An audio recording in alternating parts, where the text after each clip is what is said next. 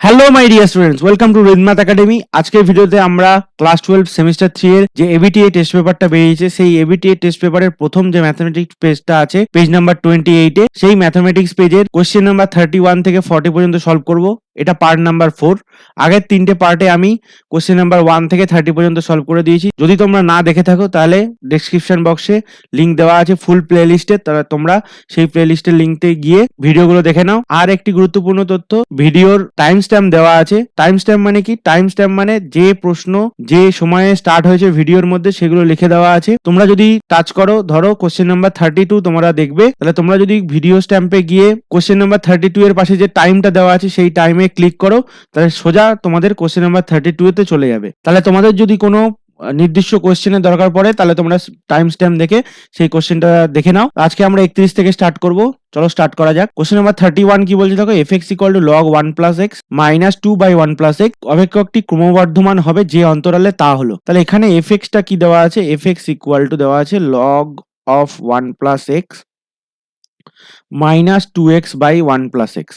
আমরা জানি যে এফ এক্স কখন ইনক্রিজিং ফাংশন বা ক্রমবর্ধমান ফাংশন হবে, যখন এফ ড্যাশ এক্সটা গ্রেটার দ্যান 0 হবে, আর f dash x less than 0 হলে এটা ক্রমহ্রাসমান হবে। তাহলে এখানে আমাদেরকে এফ ড্যাশ এক্সটা প্রথমে বার করতে হবে। লগ এক্স এর ডেরিভেটিভ কি হয়? 1/x। তাহলে লগ 1 প্লাস এক্স এর ডেরিভেটিভ 1 প্লাস এক্স, আর 1 প্লাস এক্স এর ডেরিভেটিভ 1। তাহলে আমরা আর 1টাকে লিখলাম না, কারণ 1 এর ডেরিভেটিভ 0 এবং x এর ডেরিভেটিভ সেই 1। তাহলে 1 ইন্টু 1 করলে 1/1 প্লাস এক্সই থাকবে। এটা chain rule. Minus 2x/1 plus x এর ডেরিভেটিভ করছি, তাহলে 1 প্লাস এক্স এর হোল স্কোয়ার। এবার 1 প্লাস এক্স থাকলো, 2x এর ডেরিভেটিভ 2 মাইনাস, এবার 2x থাকলো, 1 প্লাস এক্স এর ডেরিভেটিভ 1 হয়ে গেল। তাহলে এটা হচ্ছে 1/1 প্লাস এক্স মাইনাস, এটা হচ্ছে 1 প্লাস এক্স তার হোল স্কোয়ার। আর এখানে এটা কি থাকছে? 2 প্লাস 2x মাইনাস 2x। তাহলে এটা আমরা পাচ্ছি 1/1 plus x minus 2/1 plus x তার হোল স্কোয়ার। তাহলে লসাগু হচ্ছে 1 প্লাস এক্স তার হোল স্কোয়ার, আর এখানে হচ্ছে 1 প্লাস এক্স মাইনাস 2। তাহলে হচ্ছে এক্স মাইনাস 1/1 প্লাস এক্স তার হোল স্কোয়ার।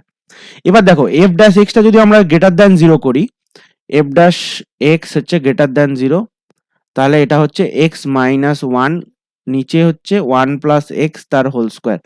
অবভিয়াসলি এটা গ্রেটার দ্যান 0 হবে, তো 1 প্লাস এক্স এটা whole square is greater than equal to 0।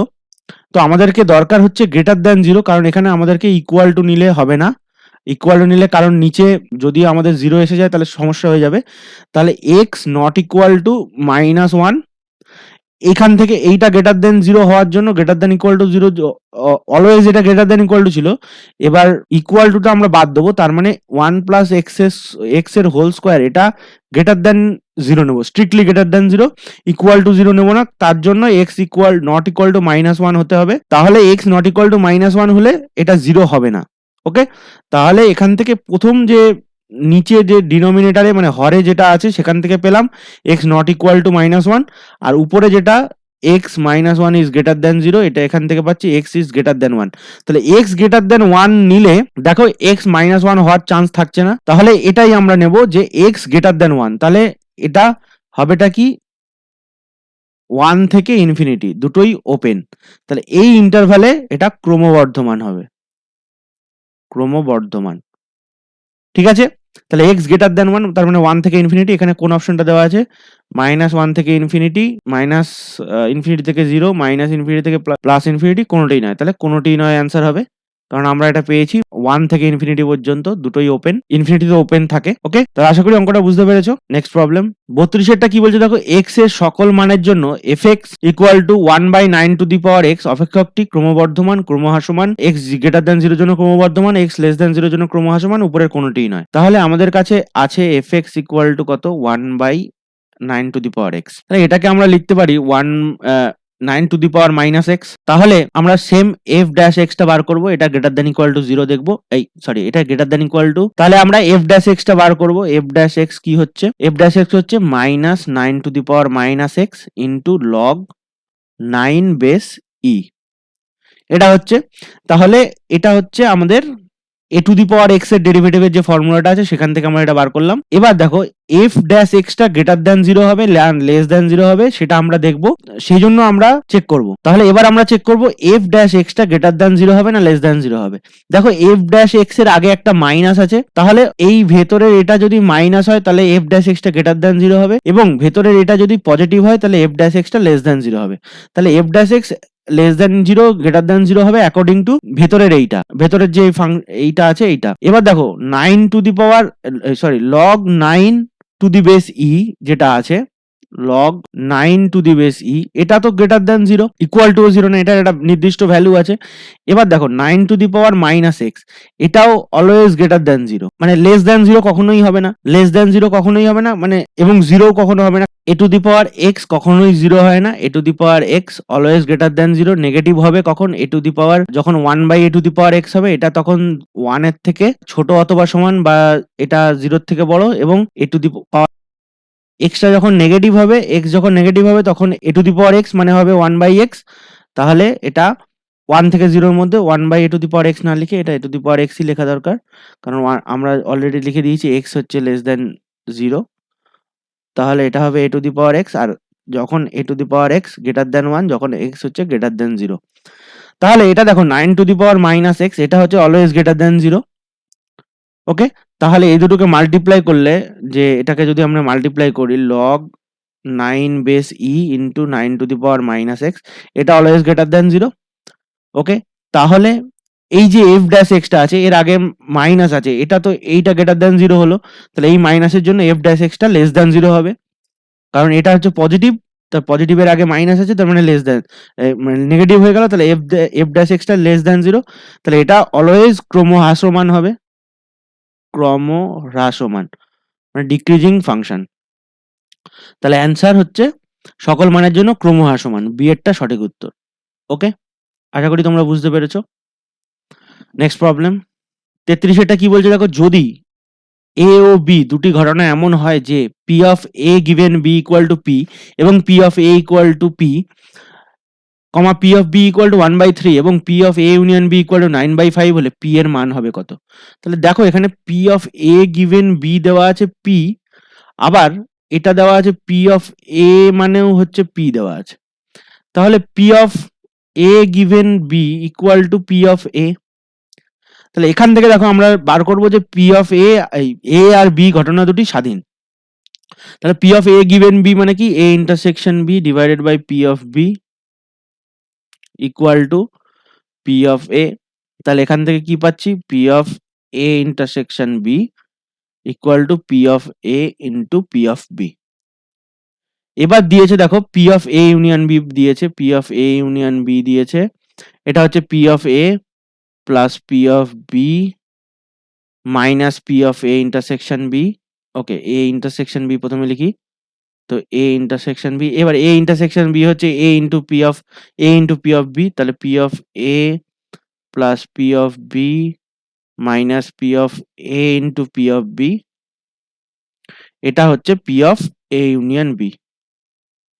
তাহলে P of A union B equal to P of A plus P of B minus P of A into P of B.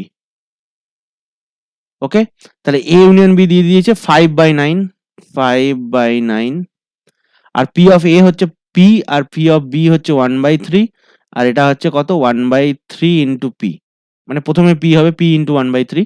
Okay, তাহলে এটা হচ্ছে 2/3 into P, আর এপাশে হচ্ছে 5/9 minus 1/3, তাহলে এটা হচ্ছে 5 minus 3/9 divided by 2/3 into P. এখান থেকে পাচ্ছি কি, ওগুলো ইমপ্লাইজ দিলাম, এখানে পাচ্ছি 2/3 ইন্টু পি ইকুয়াল টু 2/9, 2 কেটে গেল, 3 কেটে গেল, তাহলে এখান থেকে পাচ্ছি পি ইকুয়াল টু 1/3। তাহলে দেখো এখানে P of A equal to 1/3 পেলাম, আর পি অফ বিও ছিল 1/3, রাইট? পি অফ বিও ছিল 1/3, তাহলে P of A equal to P of B. তো এখানে আমাদেরকে পি এর মান বার করতে হবে, মানে পি অফ এ মানে হচ্ছে প্রবাবিলিটি অফ এ বা probability of A given B, P এর মান পেয়েছি 1/3, তার মানে সি এর জায়গাটা সঠিক উত্তর। ওকে, আশা করি তোমরা বুঝতে পেরেছো, সি অপশনটা কারেক্ট হবে। নেক্সট প্রবলেম 34 এর দাগেরটা কি বলছে দেখো, 52টি তাসের একটি প্যাকেট থেকে পুনঃস্থাপন না করে পরপর দুটি তাস টানা হলো, দুটি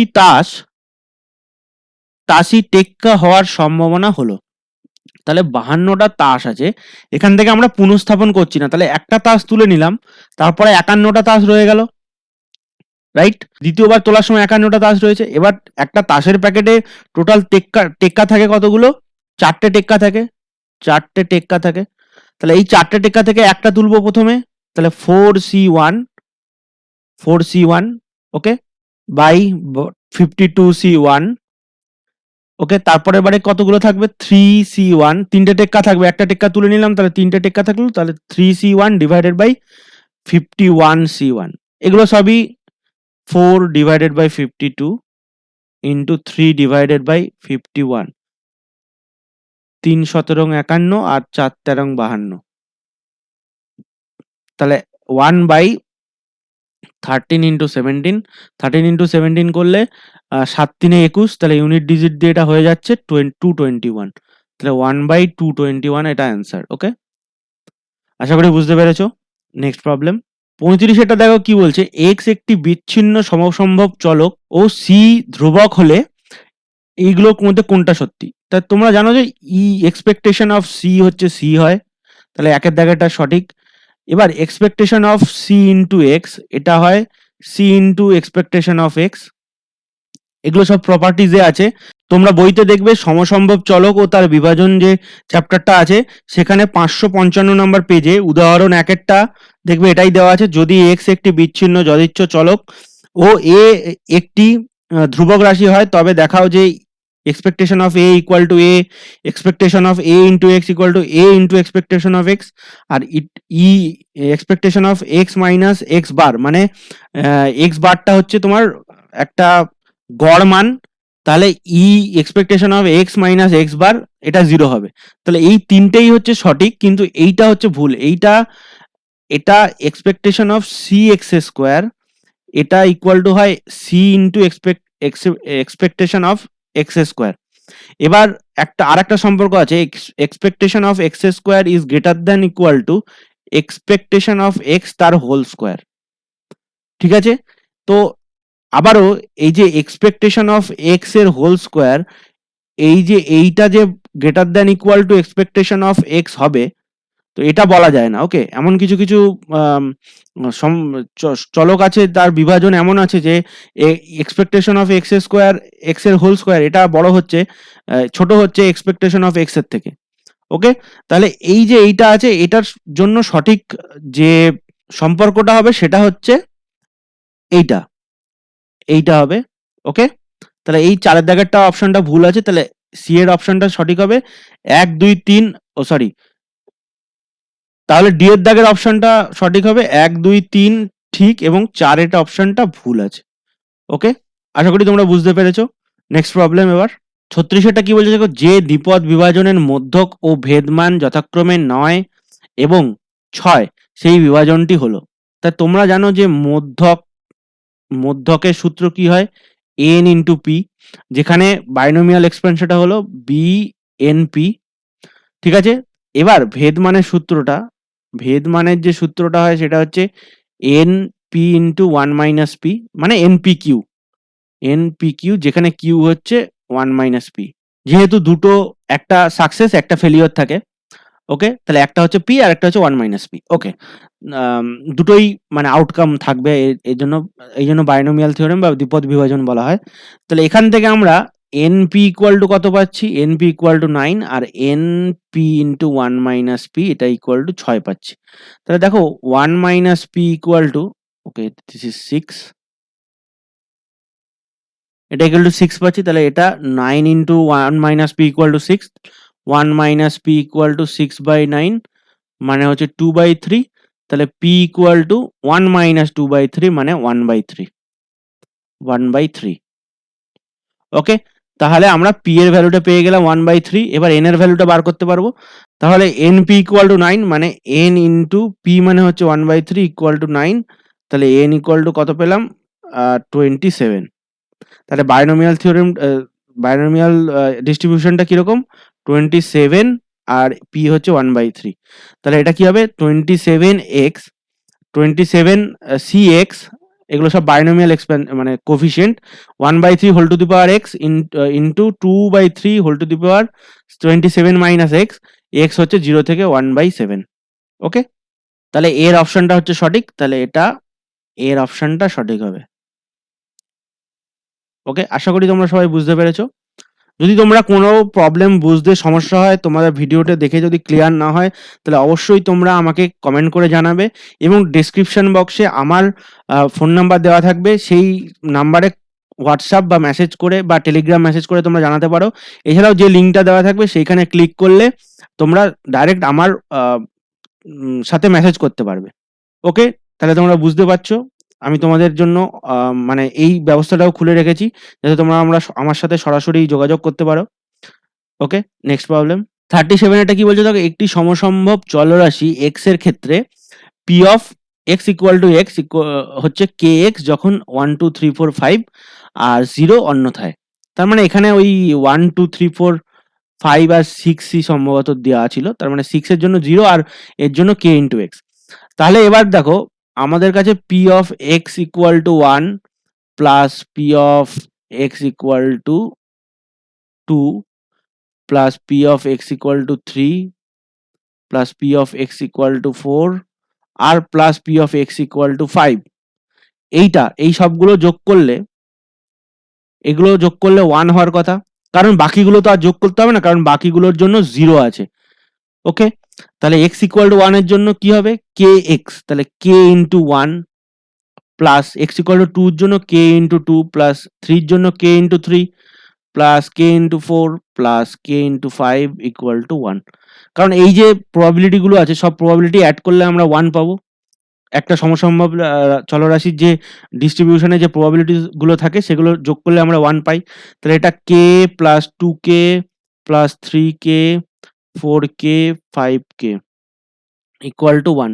তাহলে 5 4 9 10 10 5 15, তাহলে 15k ইকুয়াল টু 1, তার মানে k ইকুয়াল টু 1/5।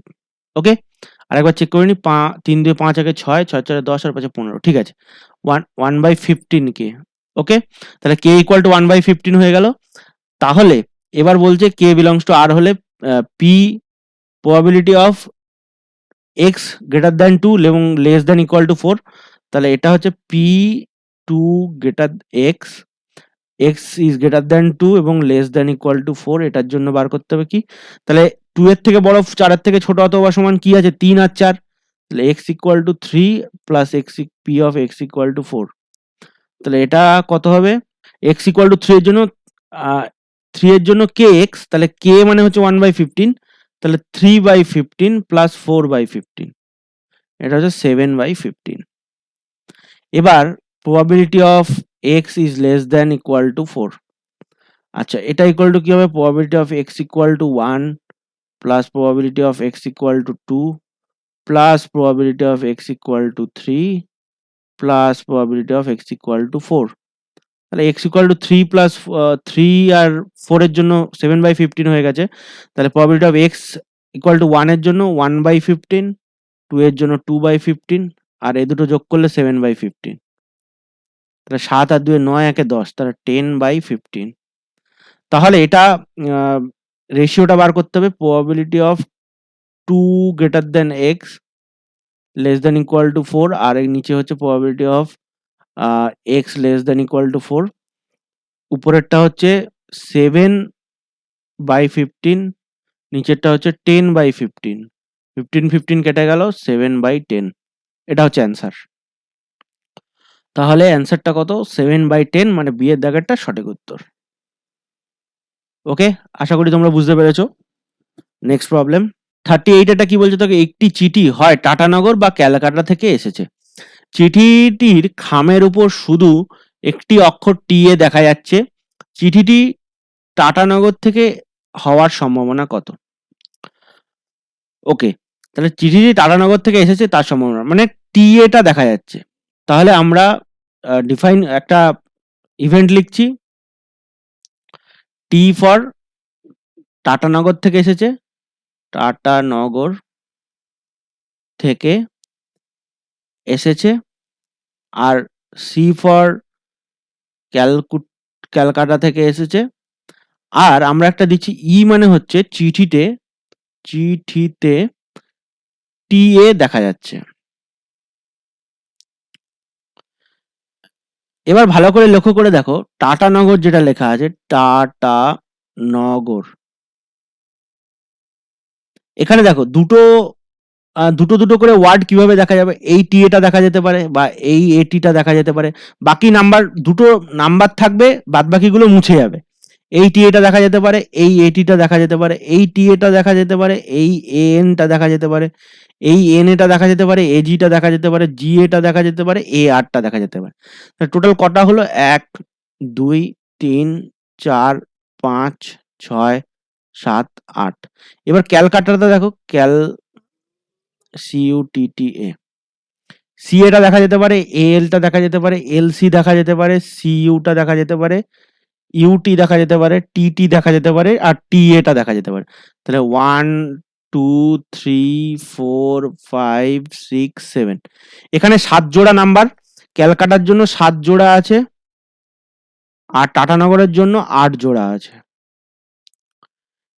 ওকে, তাহলে দেখো, এই যে টাটানগর থেকে এসেছে বা আমাদের ক্যালকাটা থেকে এসেছে, তাহলে প্রবাবিলিটি অফ টি, টাটানগর থেকে আসার প্রবাবিলিটি কত? দুটোই যেহেতু টাটানগর বা ক্যালকাটা এই দুটোই সিটি আছে, তাহলে দুটো থেকেই আসার সম্ভাবনা আছে হাফ হাফ করে। তাহলে প্রবাবিলিটি অফ টি আর প্রবাবিলিটি অফ সি হচ্ছে হাফ, এটাও একই লিখে দিয়েছি, হাফ। ওকে, এবার দেখো probability of E given T, তার মানে কি, চিঠিতে টি এ দেখা যাচ্ছে, এটা কখন আমরা দেখছি? যখন টাটানগর থেকে চিঠিটা এসেছে। তাহলে টোটাল টাটানগরের দুটো দুটো অক্ষরের জোড়া কতগুলো আছে? 8 জোড়ার অক্ষর আছে, এর মধ্যে টি এ কতগুলো আছে? দুটো আছে, দেখো এই একটা টি এ আর এই একটা টি এ। তাহলে যদি টাটানগর থেকে চিঠিটা আসে, গিভেন টাটানগর থেকে চিঠিটা এসেছে এবং এর উপরে টি এ দেখতে পাচ্ছি, তাহলে 2/8। ওকে, তাহলে দু জোড়া আছে টিএ, টাটানগরের মধ্যে 2 জোড়া টিএ আছে, আর টোটাল কতগুলো জোড়া আছে? 8টা জোড়া আছে। এবার probability of C given, sorry, E given C, মানে ক্যালকাটা থেকে এসেছে এবং তাতে টিএটা দেখা যাচ্ছে, দুটো অক্ষর টিএ দেখা যাচ্ছে, তার মানে এটা একমাত্র হবে এই 7 নম্বর জোড়েরটায়, এর একটাই টিএ, তাহলে 1/7। এবার আমাকে বলছে যে চিঠির খামের উপর শুধু অক্ষর টিএ দেখা যাচ্ছে, তাহলে চিঠিটি টাটানগর থেকে এসছে। তাহলে দেখো, ইটা আগে হচ্ছে, তার মানে আমরা দেখতে পাচ্ছি যে চিঠিটা কোথাও থেকে এসেছে, তার উপরে আমরা দেখতে পাচ্ছি টিএ লেখা আছে, দুটো অক্ষর দেখা যাচ্ছে। তাহলে আমাদেরকে বার করতে হবে প্রবাবিলিটি অফ ই গিভেন, এই probability of T given E. তার মানে কি, প্রথমে আমরা দেখতে পাচ্ছি যে চিঠিটার উপর টিএ দেখা যাচ্ছে, তারপরে আমরা বার করছি যে টাটানগর থেকে এসছে, বায়োস থিওরেম। এভাবেই আমরা বায়োস থিওরেমের কনসেপ্টটা আমরা বলেছি। তোমরা যদি কনসেপ্টটা একটু প্রবলেম থেকে থাকে, তাহলে তোমরা কনসেপ্টের বায়োস থিওরেমের কনসেপ্টের ভিডিওটা দেখতে পারো। ওটা দেখলে তোমাদের এই কনসেপ্টটা আরো তোমরা ভালোভাবে বুঝতে পারবে যে কখন আমরা বায়োস থিওরেম অ্যাপ্লাই করব, কখন করব না। ওকে, তাহলে দেখো probability of T given E, তার মানে বায়োস থিওরেম অনুসারে এটা কি হবে? E given T into probability of T divided by total প্রবাবিলিটিটা কি?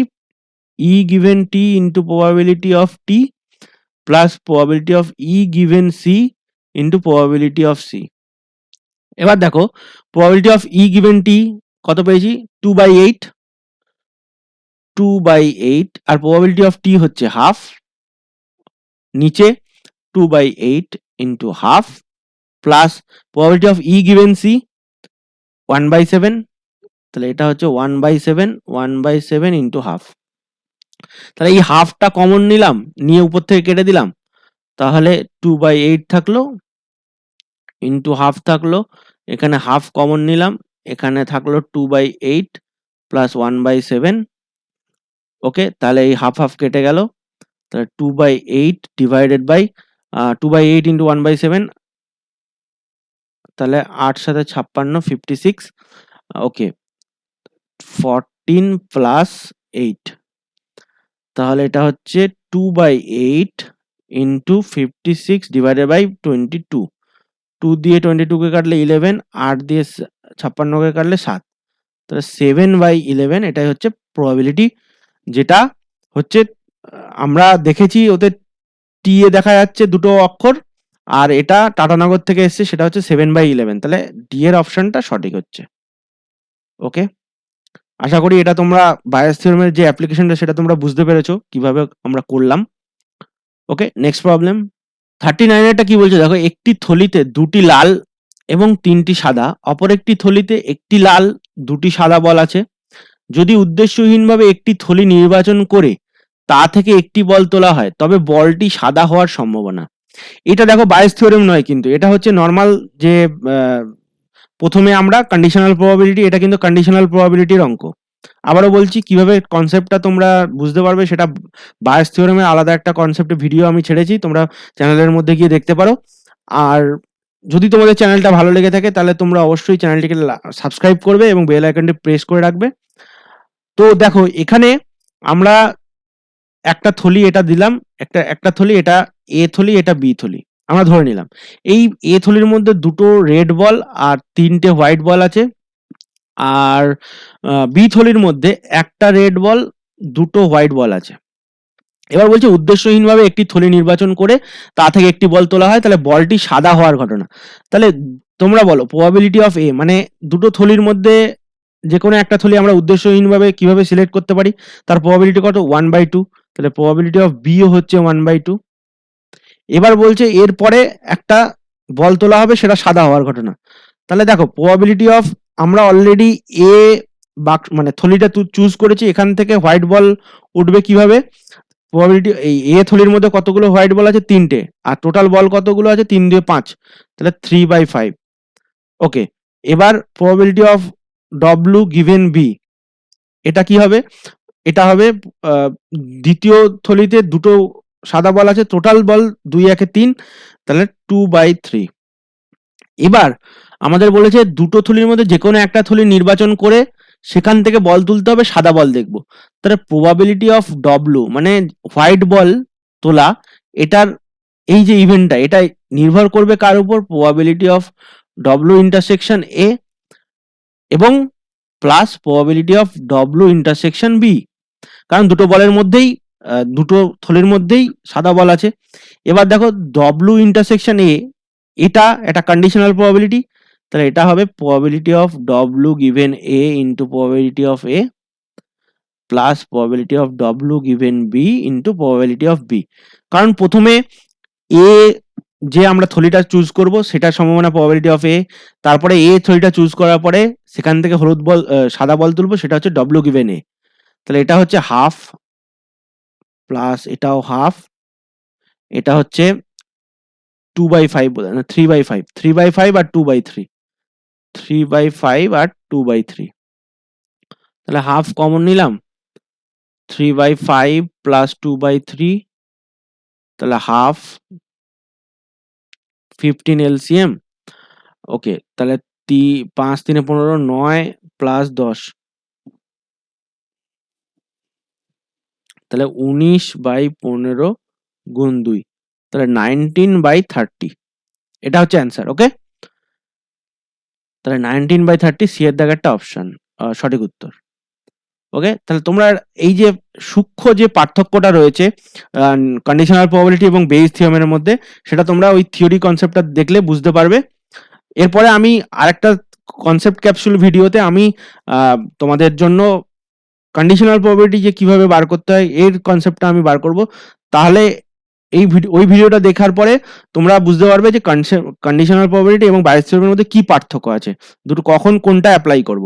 ওকে, নেক্সট প্রবলেম, আজকে লাস্ট প্রবলেম 40 দাগেরটা কি বলছে দেখো, n সংখ্যক ঘটনা a1 a2 a3 dot dot dot ann এর ক্ষেত্রে বুলিজ অসমতা হচ্ছে, এটা probability of a1 union a2 union a3 is less than a1 a2 a3 an।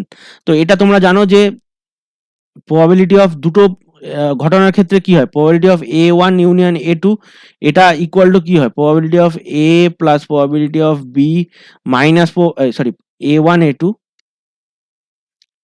A1 A2 লিখছিলাম, তো probability of A1 plus probability of A2 minus probability of A1 intersection A2। তাহলে দেখো এটা অবশ্যই এটা less than or equal to probability of A1 plus probability of A2। ওকে, তাহলে এই অসমতাটা একদম সঠিক এবং এগুলোকে বুলের অসমতা বলা হয়। এবং n সংখ্যক ঘটনার ক্ষেত্রে বনফেরনির অসমতা যেটা লেখা আছে probability of A1 intersection A2 intersection dot dot dot AN is greater than probability of A1 A2 plus probability of AN minus n minus 1। এগুলোর প্রুফ অনেক বড় এবং এই যে বনফেরনির ইনইকুয়ালিটিটা আছে এগুলো, এটা তোমাদের সিলেবাসে নেই, এটা আছে কিন্তু এটা সিলেবাসে নেই, দিয়ে দিয়েছে তবুও। এটাও সঠিক। ওকে, এটা যে ভুল তা নয়, এটাও সঠিক।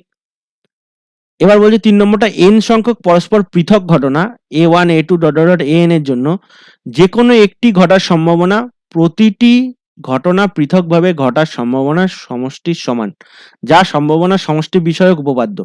তাহলে যেহেতু এগুলো বলে দিয়েছে যে পরস্পর পৃথক ঘটনা, n সংখ্যক পৃথক ঘটনা A1 A2 AN এগুলোর মধ্যে যে কোনো দুটো বা তিনটে বা চারটে বা সবগুলো একসাথে ঘটতে পারবে না। তাহলে যে কোনো একটি ঘটার সম্ভাবনা হচ্ছে প্রতিটি পৃথকভাবে ঘটার সম্ভাবনার সমান, এবং এটি হচ্ছে সম্ভাবনার সমষ্টি বিষয়ক উপপাদ্য, এটাও সঠিক।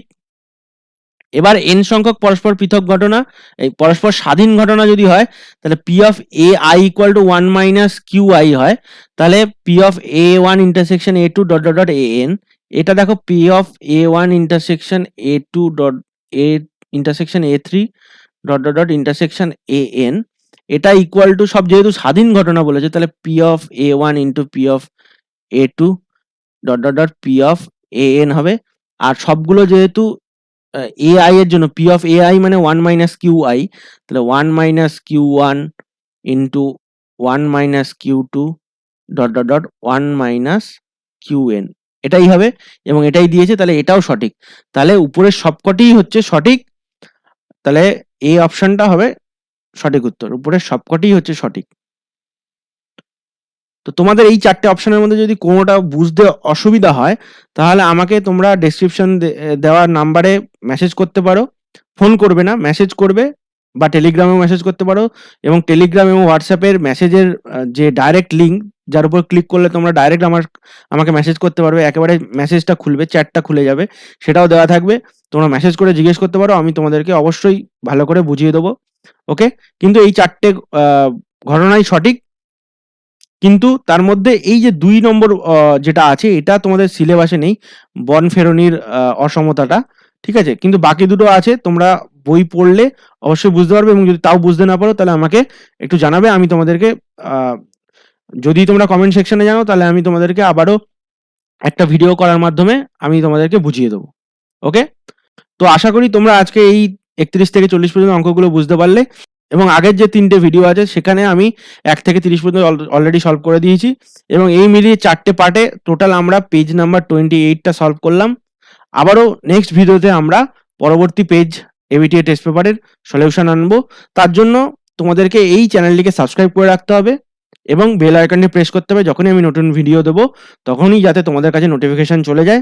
এবং তোমরা অবশ্যই ভিডিওটিকে লাইক দেবে এবং শেয়ার করো, যাতে আমি আরো উৎসাহ পাই তোমাদের জন্য ভিডিও বানানোর, আরো কন্টেন্ট আনার জন্য। তো দেখার জন্য তোমাদেরকে আবারও ধন্যবাদ। Bye bye.